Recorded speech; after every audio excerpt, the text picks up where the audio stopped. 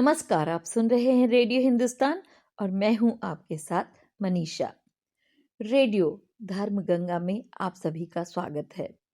तो आज का हमारा विषय है, जाने क्यों हनुमान चालीसा है चमत्कारी।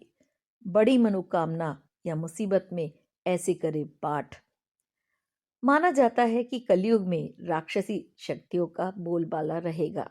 ऐसे में कलयुग के सबसे जागृत देवता बजरंग बली इन सारी मुसीबतों से पार लगाएंगे। कहा जाता है कि हनुमान चालीसा रामचरितमानस के रचयिता गोस्वामी तुलसीदास द्वारा लिखा गया है। गोस्वामी तुलसीदास ने हनुमान जी और राम जी के साक्षात दर्शन किए थे। पहले उन्हें हनुमान जी के दर्शन हुए और फिर हनुमान जी की कृपा से ही भगवान श्री राम के दर्शन हुए। कलयुग में हनुमान जी के अनेक चमत्कारों की कहानियां मिलती हैं। माना जाता है कि हनुमान जी को जरिया बनाकर प्रभु श्री राम तक पहुंचा जा सकता है। अगर आप हनुमान चालीसा पढ़ेंगे तो पाएंगे कि इसमें एक जगह लिखा गया है, अष्ट सिद्धि नवनिधि के दाता। अर्थात हनुमान जी अगर प्रसन्न हो गए तो आपको 8 प्रकार की सिद्धियां और 9 निधियां मिल सकती हैं। इसके अतिरिक्त एक और पंक्ति में कहा गया है, संकट मिटे मिटे सब पीरा, संकट कटे मिटे सब पीरा, जो सुमरे हनुमत बलबीरा।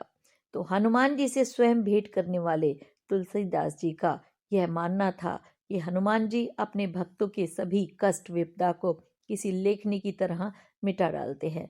इसके लिए आपको बस रोज हनुमान जी की याद को करना है, सुमिरन करना है, हनुमान चालीसा पढ़ना है। रामचरितमानस में यह भी बताया गया है कि हनुमान जी को उनकी शक्तियां याद दिलानी पड़ती हैं। इसीलिए हनुमान चालीसा में हनुमान जी की शक्तियों को याद दिलाया जाता है।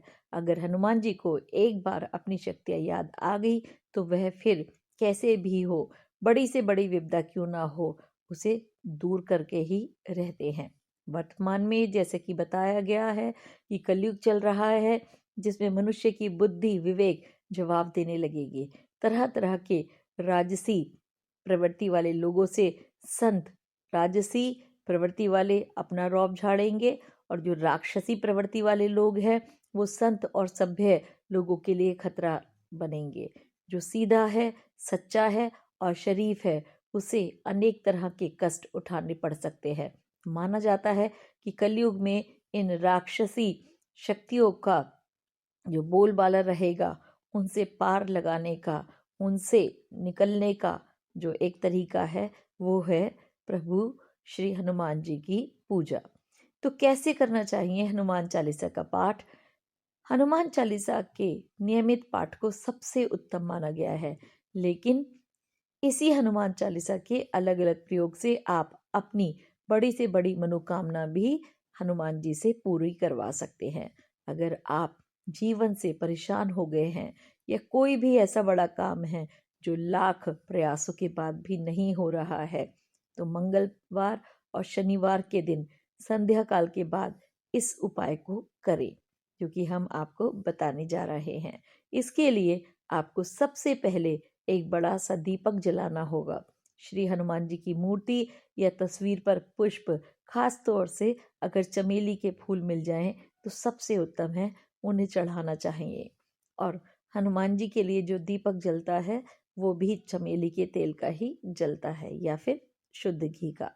अब हनुमान चालीसा लेते हुए उसका 108 बार पाठ करें। इस बात का ध्यान रहे कि बीच में आपका मन इधर उधर ना भटके।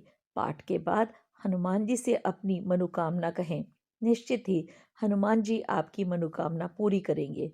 इसके अलावा यदि आप किसी ऐसी विपत्ति में फंस चुके हैं जिसका हल कहीं से मिलता हुआ नहीं दिख रहा है, तो हनुमान जी आपको उससे निजात भी दिलवाएंगे। हनुमान चालीसा करने से पहले प्रभु श्री राम जी का नाम लेना चाहिए, फिर हनुमान चालीसा करना चाहिए, और जब हनुमान चालीसा पूरी तरह से हो जाए तब उसके बाद भी श्री राम जी का नाम जरूर लेना चाहिए।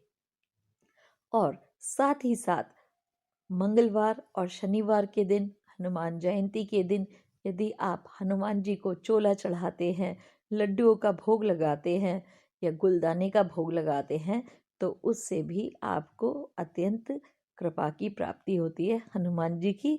और जहाँ हनुमान जी की कृपा होती है वहाँ श्री राम तो खुद ही आ जाते हैं। तो श्री राम जी की कृपा आपको अपने आप मिलने लग जाती है हनुमान जी की पूजा करने से। और साथ ही साथ शनि ग्रह का प्रकोप भी जो है आपका कट जाता है।